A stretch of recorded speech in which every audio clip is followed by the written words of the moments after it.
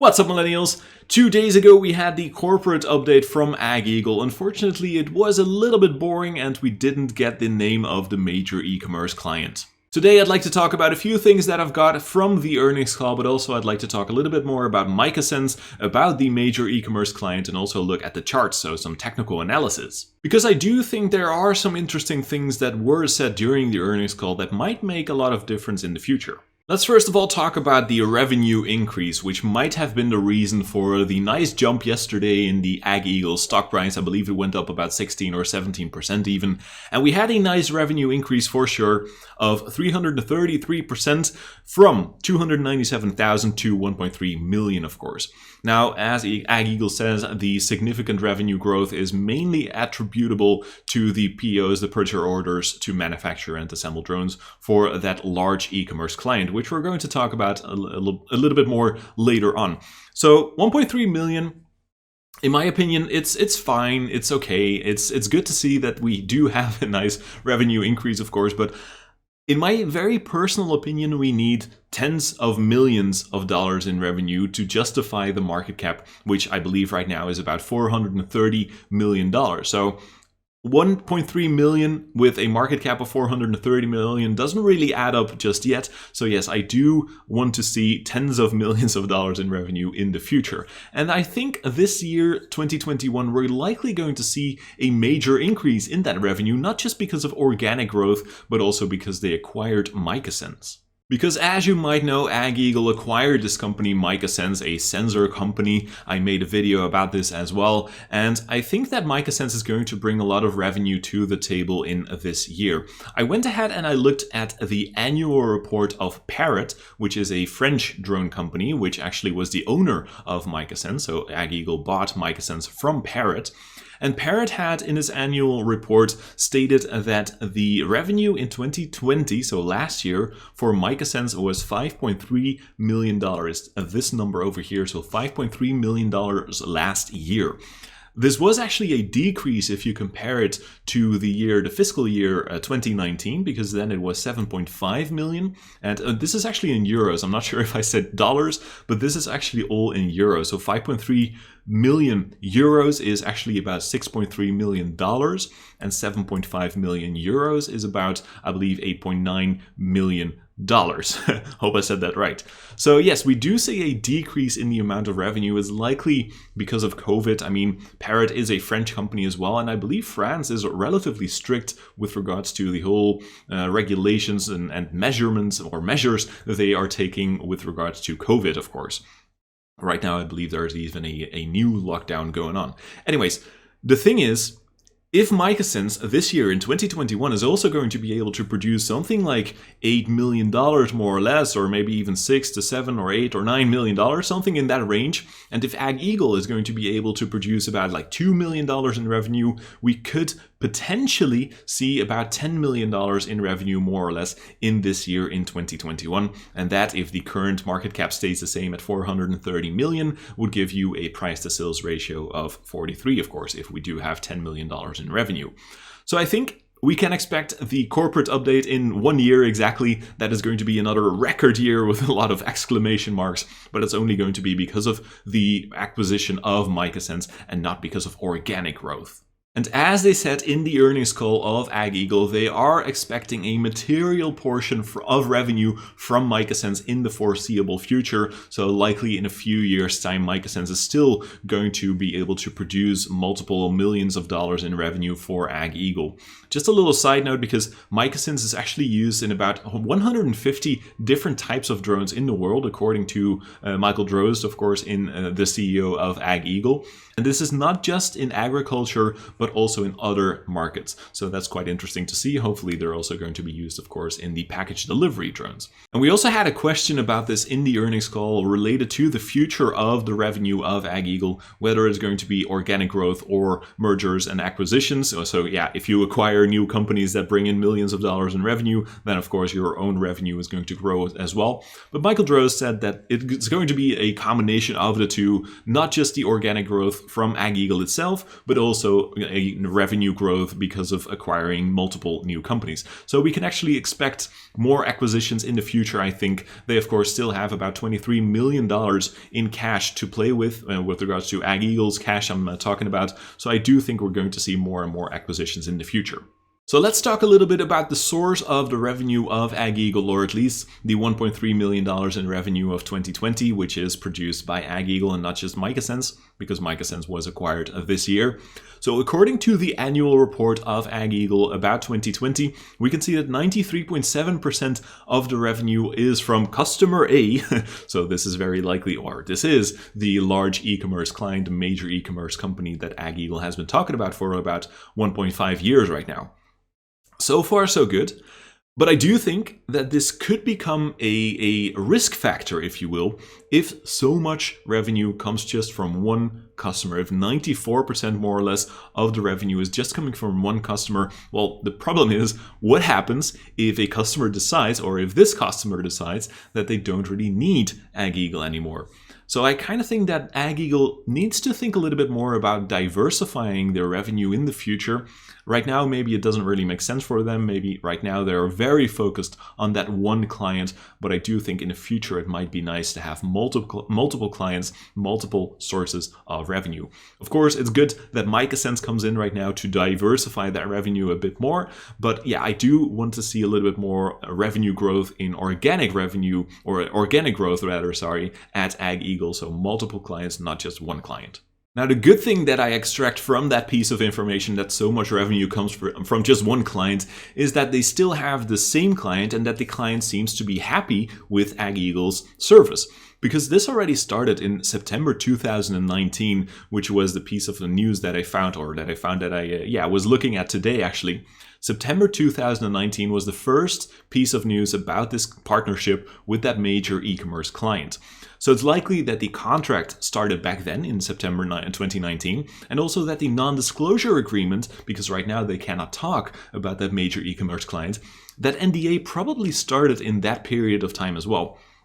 So I'm kind of questioning myself, how long is that NDA, how long is that non-disclosure agreement going to be valid for? Maybe they have a period of about 2 years. That could be very well the case, because I do think multiple times AgEagle has said that this year could be a very exciting year for the company. So I kind of think that this year we will hear who the client is exactly. I was hoping that we were going to hear it during the call of 2 days ago, but that unfortunately was not the case. But yeah, I do hope that maybe in September, when we have reached that 2-year time period from 2019 to 2021, maybe the NDA was for 2 years, and maybe that's when we're actually going to hear who the major e-commerce client is. And I was actually thinking a little bit more about who that e-commerce client might actually be, because in this notice, in this piece of news of September 2019, we can see the following, that they were actually making things for drones that are meant to carry goods in urban and suburban areas. Then in April, they put out this piece of news. Of course, the major e-commerce company, April 2020 this was. So the major e-commerce company that was mentioned for the first time, I believe, and also that they were looking at small package delivery vehicles, so small package delivery drones. And if we go back to that piece of news of September 2019, we can actually see a list of prominent companies that are looking into using drones, like in this case Google, FedEx, Intel, Qualcomm, Amazon, Target, Walmart, Alibaba, UPS 7-Eleven, and Uber. I'm going to give you my interpretation of this list, because it could be that the major e-commerce client is within this list of companies. I'm going to give you my interpretation, so yours could be entirely different, of course. So if you have an entirely different interpretation of this list of companies, then let me know. But let's start with Uber, okay, the last one. I don't think this is an e-commerce company, so I don't think this would be the company. 7-Eleven, this is food. It's a food. It's not real goods, so I don't think this is the company either. So because they were looking, or they were mentioning to carry goods in urban and suburban areas. So I'm not entirely sure if food, I can't even pronounce it anymore, food is within that goods category, okay? Alibaba is, of course, a Chinese company, so I don't think that's the case. Walmart, I believe they are already working with multiple drone companies, actually. So it's not very likely that AgEagle is also working with Walmart. Google, this is not really delivering e-commerce goods, so I don't think that's the case either. FedEx, not a e-commerce company either. Intel, same thing. Qualcomm, same thing. So according to my interpretation of this list, the only two companies that do make sense to be an e-commerce, a major e-commerce client to carry goods in suburban and urban areas might actually be Amazon and Target. With regards to Amazon, they are also working together with some drone companies, some aviation component companies. I haven't actually heard a lot from Target. So as far as I know, they don't have any partnerships with drone companies just yet. So it could maybe be the case that AgEagle is working together with Target, of course.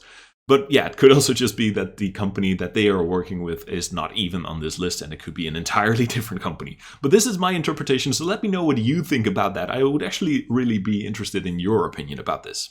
Then I'd like to give you a few short pieces of news that were mentioned during the earnings call. First of all, with regards to the short seller report, of course, which we had from Bonita's research, Droz very briefly said, well, basically these are baseless claims, and we cannot say anything about ongoing litigations. The second piece is demonstrations on the golf course. In a previous video about AgEagle, we also talked about this. I showed you the video of that demonstration on a golf course in, I believe, Sun City. But Drost, during the earnings call, said that they are looking to expand right now into phase 2 of this demonstration process. No idea what phase 2 means exactly, but okay. And he also mentioned a quick little fact that there are about 9,600 golf courses in the United States. So it looks like they are actually serious about expanding this whole demonstration process on golf courses, and they might actually see this as a real use case. Then there was also a question about the chip shortage. Of course, many companies or many devices and many cars right now need chips, drones as well. And it was a good question because there is likely going to be this shortage of chips. Very difficult to say, but yes, I did it. Anyways, I think the company, the chip manufacturer in China, which is TSMC, if I'm not mistaken, is investing $100 billion in their own products because they just have a lot of demand and they need to make sure that they can supply that demand. And I believe today was also a piece of news that Biden is having a meeting with several companies who are related to that whole chip shortage. Some companies that need chips, some companies that produce them. So it looks like Biden is also taking this very serious. Drost said about this, we are proactively sourcing components to minimize disruption. Beautiful words. And that actually made me think, how vertically integrated is AgEagle going to be in the future? Are they going to be able to produce all the components of the drones in-house at some point? That was definitely, or that is definitely a question that I would like to ask at some point, maybe during an interview, if they let me. And let's then also look at the chart to look at some technical analysis of the UAVS stock AgEagle, of course. Now, we had some beautiful support over here, which is actually on the low end of $5.33. We are well above that, of course, but we do see that this support was created by this low over here in January 2021, so this year, this low in March 2021, and now this low at the end of March in 2021. So that seems to be a quite important level, a level between about 590 and 530 more or less. That seems to be a major level of support.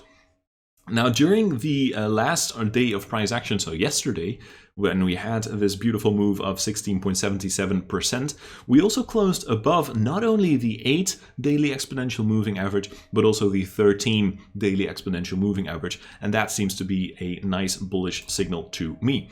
If we then take a quick look at the indicators, RSI is going back above the EMA, so RSI, this blue line, going back above this white line, which is a good sign. So that seems pretty good. The Crown Trading Stochastics, and this is not what I want, but this is what I want, the Crown Trading Stochastic going back up as well, so that seems pretty good. And the MACD crossing back to the upside. So the indicators going back up, which is a pretty good sign, which is seemingly bullish to me.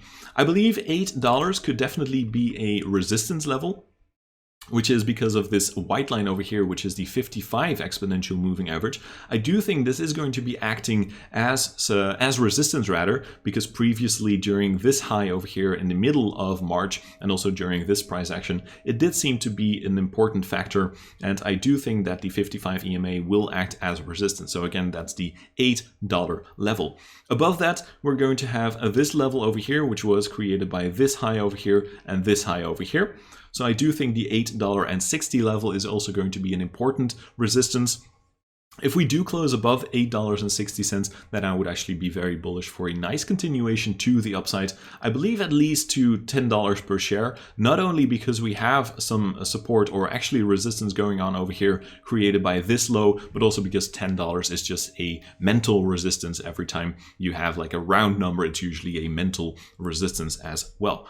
So I think that actually in total, it might seem to be a nice bullish setup. I do think the indicators seem to be good for another move to the upside in the next coming weeks. Now, of course, technical analysis is not going to work out in all of the cases, in 100% of the cases, but I do think that we could see a likelihood of about 70% going to the upside in the next coming weeks and 30% to the downside. So yeah, sadly we did not get any information about that major e-commerce client, but I do still think it's going to be a very interesting year for AgEagle. And it's actually a thing that I would like to talk about during an interview with people from AgEagle if they would let me at some point. So I'd like to hear from you as well. What did you pick up from the earnings call? Let me know in the comments. And with that being said, thank you very much for taking the time to watch this video. Have a beautiful Easter weekend. Bye bye.